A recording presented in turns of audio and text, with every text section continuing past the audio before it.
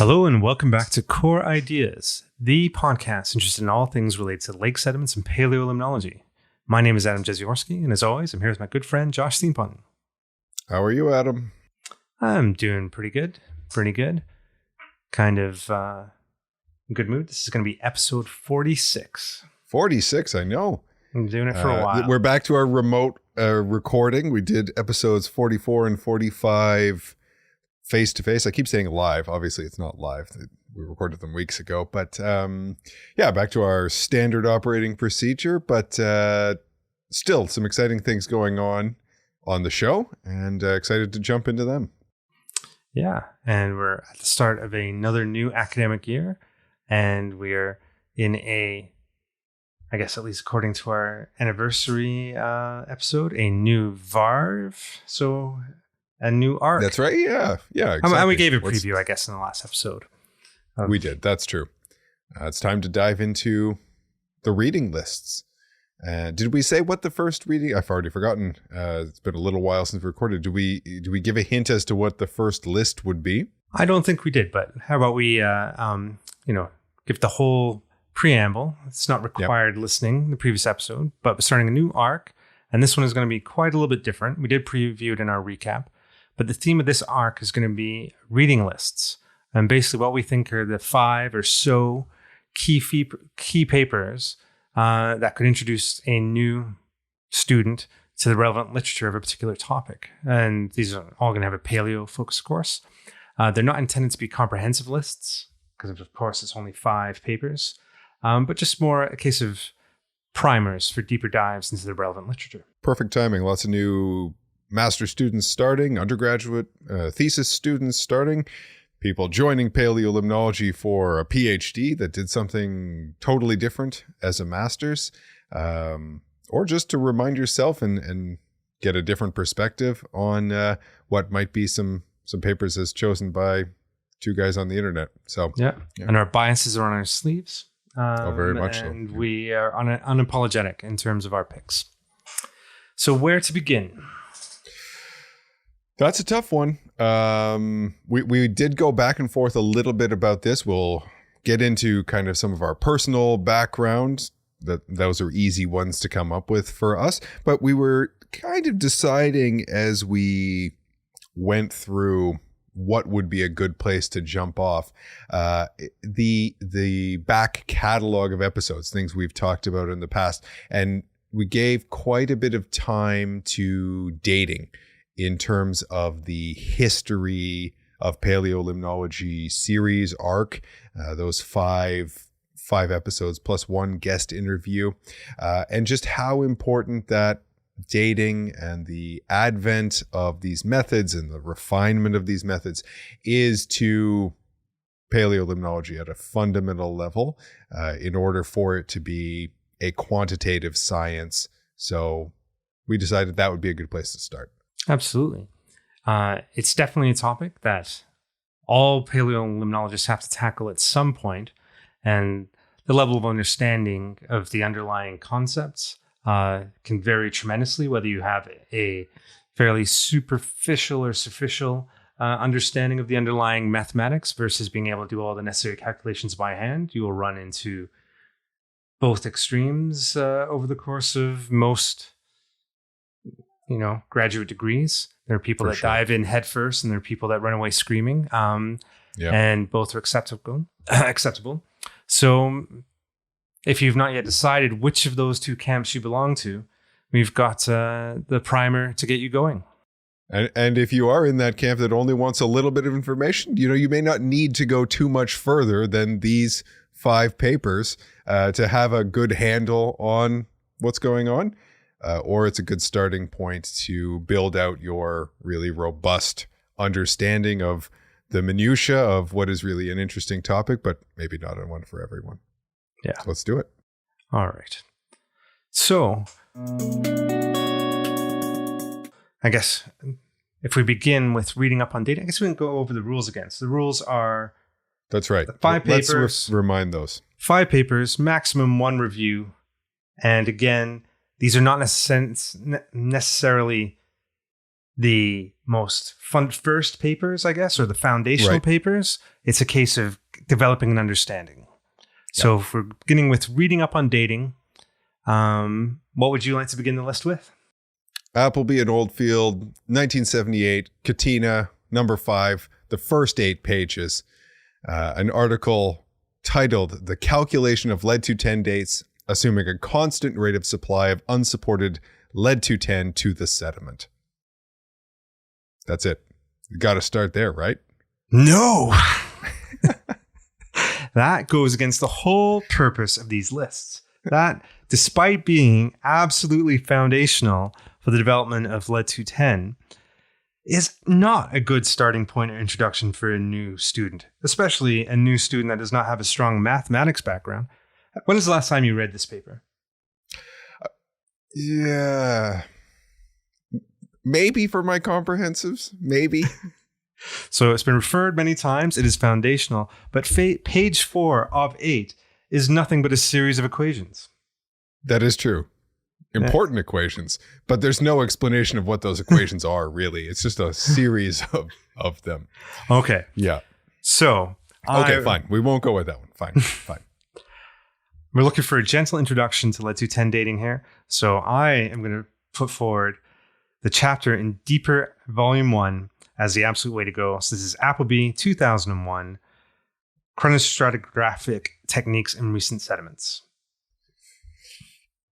No, I don't think so. No, I know it's not against the rules. Technically, we can do one review according to our own totally arbitrary set of rules. But do we want to start with a review paper? And do we want to start with one that's 27 pages long in a book that is not easily accessible to everyone, that costs however much money? And it doesn't matter how many times you've sent a pirated copy to someone, Adam, it's still paid behind a paywall for many people out there. Oh, so, come on. I've downloaded thousands of scientific articles off the internet. Who hasn't? Well, okay, fine. But I think we need to arrive at something in the middle. And so maybe what we should do is jump a little bit ahead from where I started and a little back from your review. And the first paper we should talk about is also by Appleby and Oldfield, but their 1983 paper in Hydrobiologia, the assessment of Lead-210 data from sites with varying sediment accumulation rates. So I think that's the place to start here. Okay. So I would say I'm okay with this one being the one to launch the list. So it's written by the OGs of Lead-210. Yep.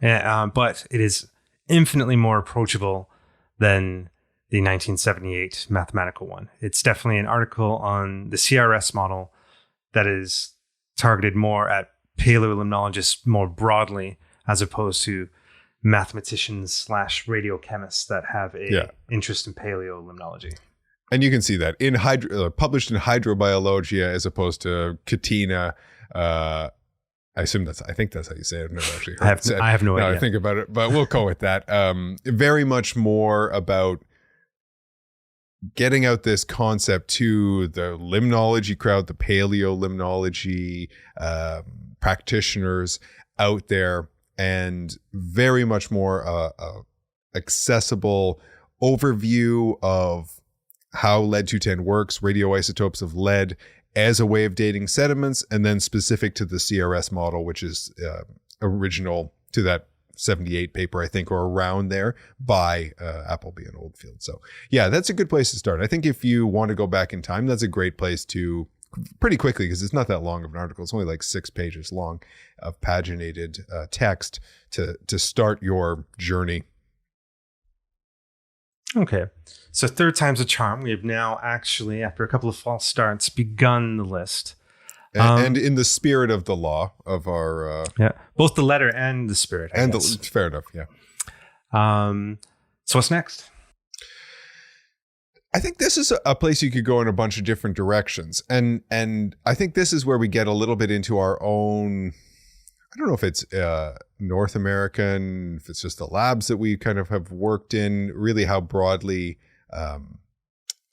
biased this is. But I think a good place to go from here is to start thinking about how it is you calculate, you measure the radioisotopes. And so I think in this case, the paper by Claire Shelsky and others in 1994 in the Journal of Paleolimnology, so the first of our articles from the Paleo Journal, that's on gamma counting. So it's called something like low background gamma counting applications for lead-210 dating of sediments, is a good place to go from here, because in my sort of, I guess in the circles that we work in, a lot of the dating is done via gamma counting, and there's no mention of that in the other one. And not only that, it was done primarily by alpha counting in the earlier papers. So this is a good place that you can very quickly see described the methodology that's being carried out in a lot of labs.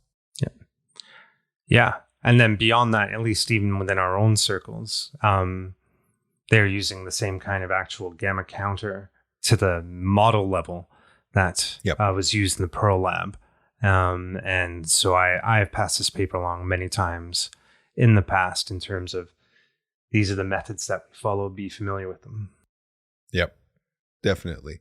And I'm pretty sure that there is reference in there to radioisotopes beyond lead. So we're not just talking about lead-210 and or the isotope that's measured on from an alpha counting perspective like polonium, but talking about totally different components that might be of interest to dating. So cesium comes up for the first time in the articles that we're talking about, or the second one here, as a way of comparing methodology, and the fact that gamma counting can give you some of these other radioisotopes like cesium that can be measured quite easily without doing anything else. It's just also being calculated when you have the collector capable of detecting it.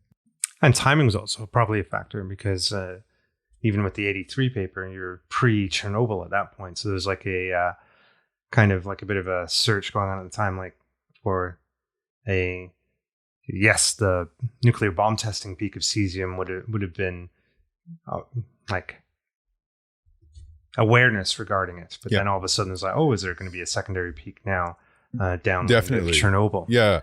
Especially for authors that like Peter Appleby and Frank Oldfield are English, were English in the case of Frank Oldfield. And so, that makes sense. There would have been a lot more, and I did a lot of work in Scandinavia and some of the places we've talked about paleo records coming from. So that makes sense that after the Chernobyl disaster, there would have been this recognition of the fallout and all the negative things, but also the potential there for other techniques. Okay. So now, all right. So so what's next? Where do we go from there? Okay. So if we're talking about measuring of lead-210 in lake sediments, we have the initial or a very early paper from the group that developed the technique. Then you go into more methodological in terms of the measurements using the equipment. I would then put forward as our third paper, Binford 1990, calculation and uncertainty analysis of lead-210 dates from Perla Project Lake sediment cores. This is from the Journal of Paleolimnology, again in 1990. So we're actually going back in time a little bit compared to our second paper. But I would put this on the list for personal reasons. I remember spending a huge amount of time studying this in detail. It is part of the Perla Project, which we've referred to before as its importance in terms of the identification of acid rain in North America. And so it was key for having a big multi-core study. But the reason that this particular paper would go in is because it lays out the methodology for actually calculating lead-210 dates. So this is a little bit different than measuring the lead-210 decay profiles. It's then translating that into years and having a very defined spreadsheet methodology to kind of follow the calculations as you go. For sure. Yeah, I think there is an equation, even though there are fewer of them in the Appleby and Oldfield paper for time from CRS model, but the Binford one is much more geared towards sediment age and the way in which you go about calculating that, but then also starting to think about the errors associated with that. And one of the things that it's often sort of most commonly cited for, even though there's a lot in that paper, is this idea of the Binford rule, or the idea that you can determine when the activity of the unsupported lead-210 has reached its background level based on the lower samples in the core and the errors or the standard deviations around those. And I think it's maybe a little unjust to cite it entirely because that's how you determined where background is. But that does show that there's a lot of time spent on the calculation of dates.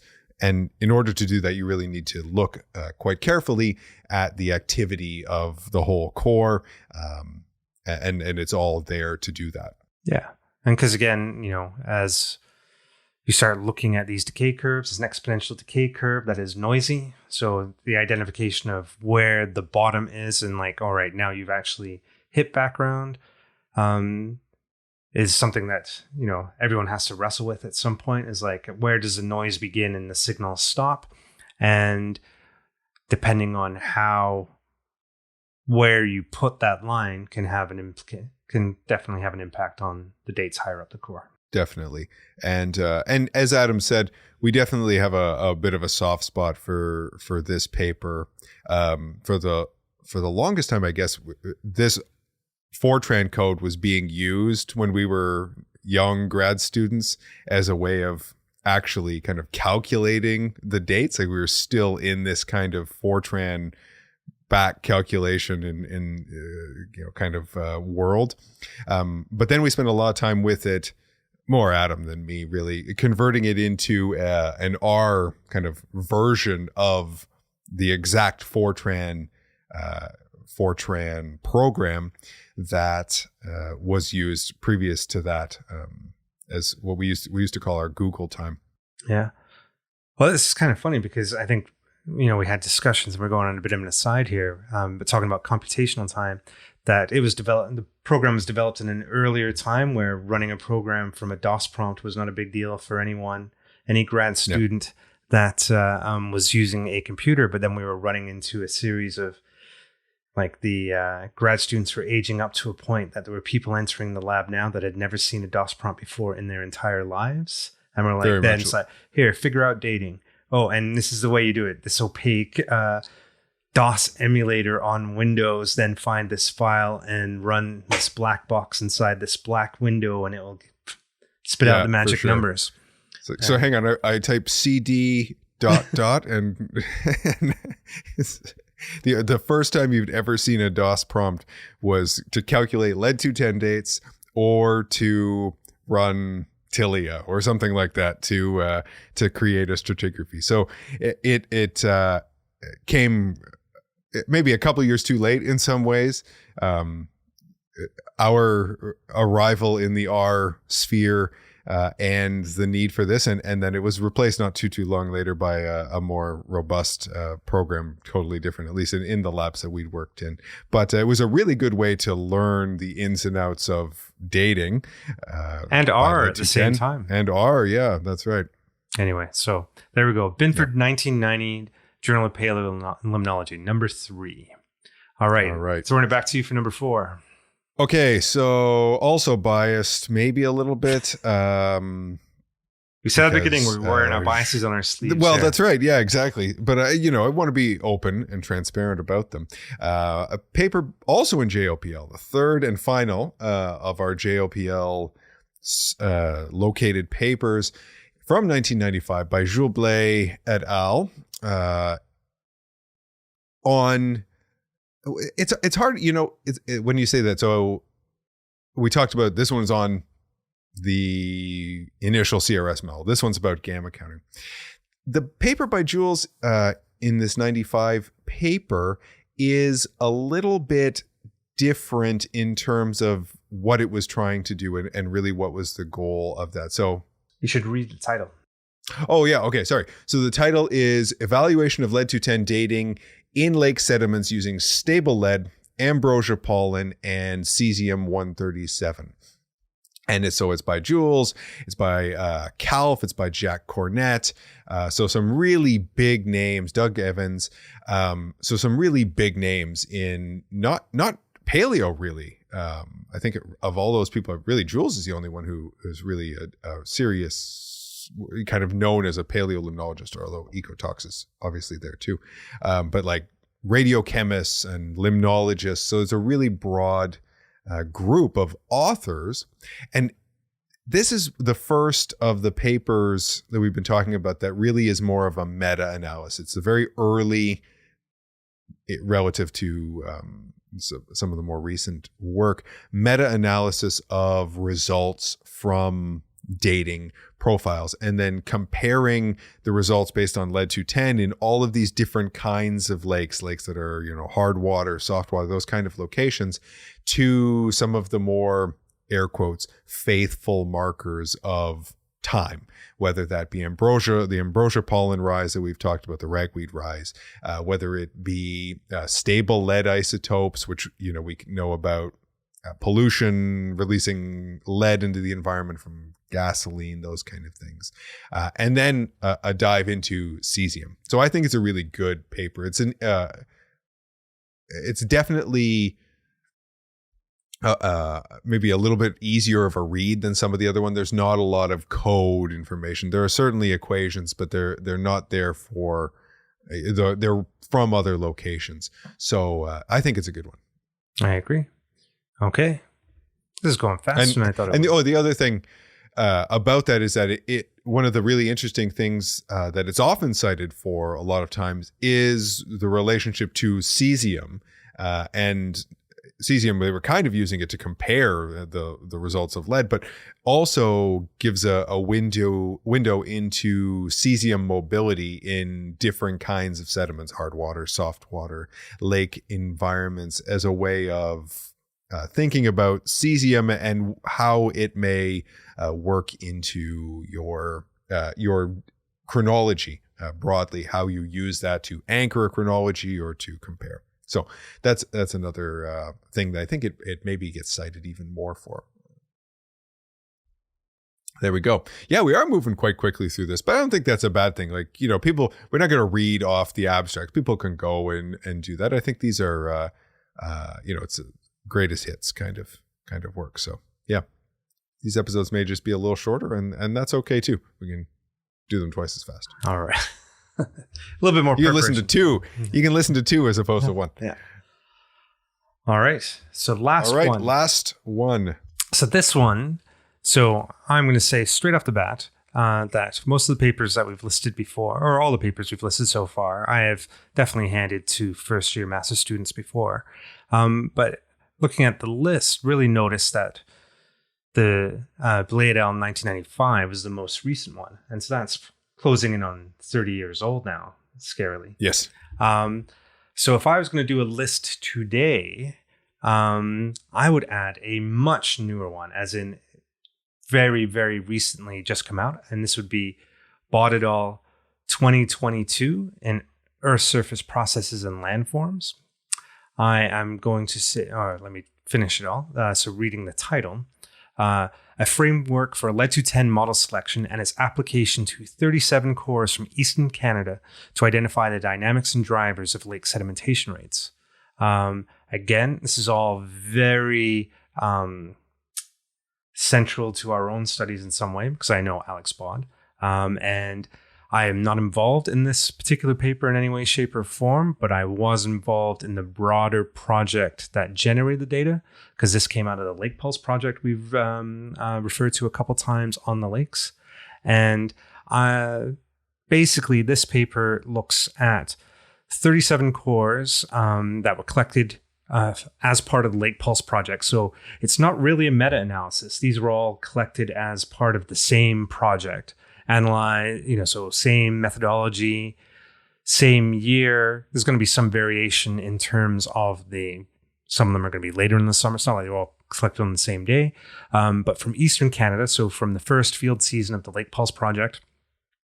And they were all analyzed and compared the CRS, CIC, and CFCS lead-210 dating models in all 37 of these lakes. And we've not referred to this at all. We've really focused on the CRS papers in most of the papers up until there. The Jules one compares It does, CRS and CIC. And I think we may have talked about this in lead-210 dating. It's kind of beyond the scope of what I was hoping to talk about today in terms of doing a breakdown of the different models, but just that you have choices when you're calculating lead-210. There are a couple of different models to choose from. And then you have this broad geographic analysis comparing those three models in 37 lakes. And I think this is a future classic from its summary diagram, just illustrating lead-210 graphically as wrapping your head around it.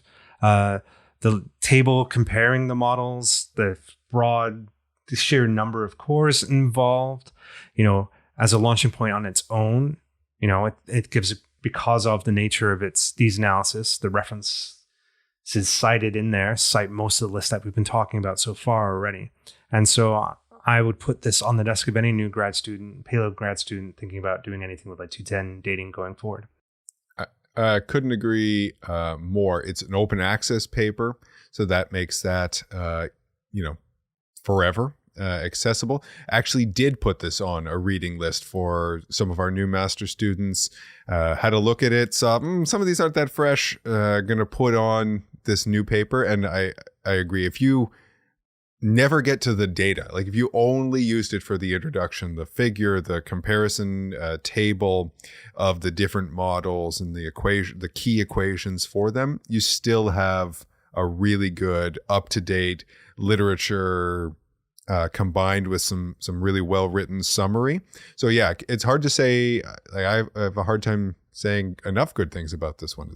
It's a really definitely a good one to add in. And then all the data to actually compare these different models and see with the same methodology, they're all counted in the same way.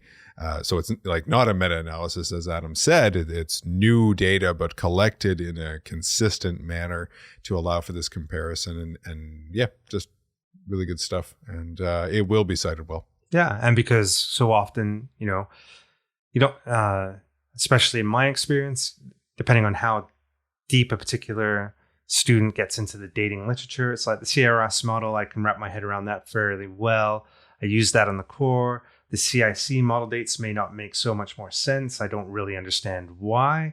I think particularly with the geographic analysis of this one, it's like you get a good thing of like, yes, the CRS model worked, I think was the better model based on landscape modeling, I guess, for about 80% of the cores, whereas the CIC did perform better in like 18% or something of the cores like that.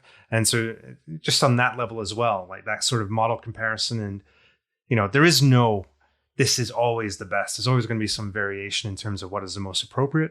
And I think, at least to me, articulates why that might be better than most other papers I've read on this topic. Yeah, for sure. Yeah, and it is just new. It just reads differently than some old literature. They just have a different kind of feel about reading them, as with any topic, and it's a very approachable one. So yeah, good place to end off our 5 papers that make up your initial reading list related to lead-210 dating. Yeah. Way to dip your toes into the very, very deep waters of the lead-210 dating literature. And we cannot emphasize enough how much this is our list. You may disagree whether these are the 5 not the 5 fundamental papers, but the best 5 launching point papers, and that's fine. But these are the papers that we have and would continue to include in a welcome to the project type of email. Yep. And, all I can say is, fortunately, the list is only 5 papers long, as I've only ever read 5 papers on dating. Well, there you go. And the chapter. I mean, you did try and So we didn't actually use any chapters in our. Are there any reviews? No, not really. A meta-analysis and a review. So we stuck to all primary literature for our first list, which is interesting, and I don't think that was intentional. It just, as we were kind of thinking about what those would be, but it is a good mix. You get a mix of sort of the foundational, really early works, ones that are kind of historically important, if you can think of it that way, and then there are a couple of options that are a little more evaluative, comparison, meta, or large kind of data analyses. So not a bad place to start. And again, this is kind of, I think, a good way to start this kind of like reading list arc. And I think, again, referring to our biases, very notably, this is a lead-210 dating paper, and we don't talk at all about lead-210 dating at the top of a Holocene core or anything like that. Because very true. That's a very good point. You could go much further in that regard. And so I guess we kind of have to throw one additional one onto the list to show that we are aware of Holocene cores. or earlier. Yeah. I mean, just, we're talking about here. I mean, I'm sure there are some amazing papers on optically stimulated luminescence dating for very old sediments. I don't know that literature. It's not something we work with, so you wouldn't expect to find it on this podcast. If you're, just joining us for the first time, maybe that would surprise me. But if you followed along for a few episodes, you know where our knowledge lies. So yeah, it is biased, but I think we could probably stretch, since we didn't use our review. Why don't we say we have a little fun and add in an honorable mention? So I would throw in here. I'm gonna destroy the pronunciation, but Blau and Kristen 2011, flexible paleoclimate age depth models using an autoregressive gamma process from Bayesian analysis. And this is where. Have you read this paper? I have read it. I have looked at the words on these pages. Yes, I have. That's right. Yeah. And I have translated them in my brain into the sounds that those words represent. But my deeper understanding of how, because this is the paper that introduced Bacon in many ways, isn't it? Yes, that's right. Yeah. And so, yes, if your interest in lead-210 is more on a millennial scale of like getting good dates at the very top of a core, this would be where you would start. But I have not sent many welcome to the project emails for those kind of projects, but this would go in. Yeah, you can drive someone away by sending them a paper in Bayesian analysis as the welcome to the project folder. You save that for the second, probably an in-person meeting when they can't run. Yeah. But it is an important one. Many people may not be familiar with the paper, but the names of the authors for sure, and the I guess it's now translated into a package. I don't think it was an R package. I don't think it was initially only done in R. I think it was external to that on its own, but now implemented, I would imagine, almost exclusively in R, and a really common method of combining dates, working with the error associated with dates in multiple directions, really kind of complicated mathematics, as you would imagine, something that's very Bayesian based, but a really important one, because that is, especially for people who work very heavily in the older sediment environment, that is what is being done. If you only have one radiocarbon date deep down in the core, you don't really need to get into some of these methods. Yeah. But where you're really working there, a really important way of getting really robust chronologies for long records. Yeah. So, and for anyone that's not familiar, we've gone off on a tangent here. This is for analyses where you would have like lead-210 dates, for example, at the top of your core, but then you have a core long enough that you're going below the background level for lead-210. So you'd have to introduce a couple of carbon-14 dates, for example, and combine them all into a single dating model. Yep. That takes into account the fact that you have error associated with the age, especially when you get into radiocarbon. Those can be relatively big errors sometimes. But then also you have error sort of associated with the model in sort of what I think of as the Y direction, so up and down core direction. So you get these kind of probability likelihoods of where those dates come, and trying to fit a nice curve through all of that. So a lot of really interesting math. For those who want to go deeper into the topic of dating, this is a good place to really learn some new stuff. Absolutely. And as we were going through all this, it really struck me that in many ways, this sort of list really needs to be posted on the website pretty soon. I'm so far behind on rounding out the blog post aspects for a variety of reasons. But I think we will have to. I don't know if it will fit in the show notes as like a quick list of like the author's journal and year to make it more useful for a quick reference. But then, yeah, I think eventually, or not even eventually, this will become priority one in terms of the website to do a bit of a synopsis of paper 1, 2, 3, 4, 5. This is why it's on the list. Yep. That sounds like a good plan.